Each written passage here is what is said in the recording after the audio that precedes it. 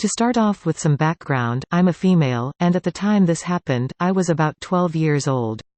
I lived in a quiet suburb in South Carolina at the time, and used to spend hours just walking my dog around the neighborhood because there wasn't much else to do.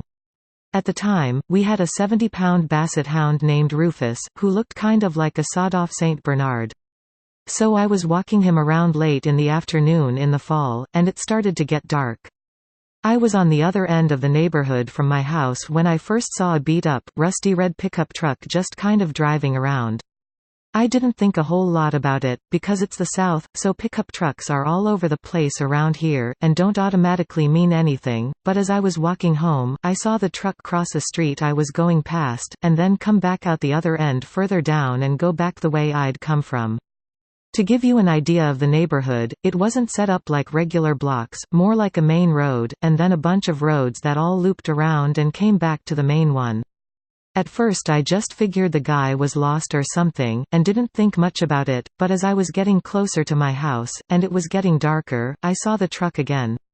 Another thing about my neighborhood was, even though there were a lot of houses, everybody pretty much kept to themselves in their house for the most part, so there wasn't really anyone outside this time of night, even though it was still fairly early.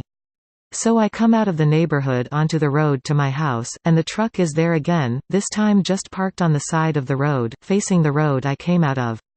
I turned onto the road to my house, and it started moving, driving slowly behind me with the lights out.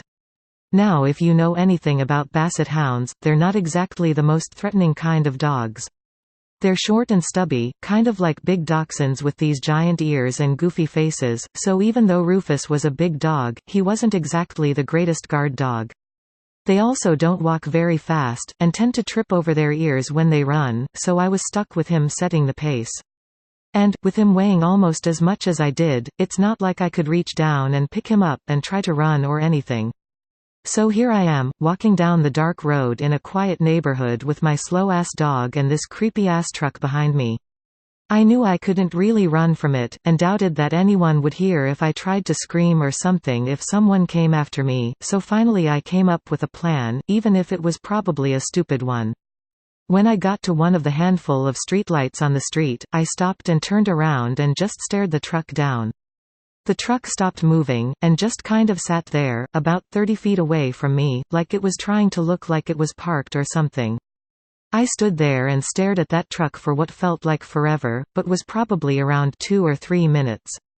Finally, after a while, the truck started moving again, turned on its lights and turned off down another road, and I booked it into somebody's backyard and took the backyards the rest of the way home. I never told my mom about the creepy truck, because I knew she'd freak out and probably wouldn't let me take the dogs out alone anymore. This content was provided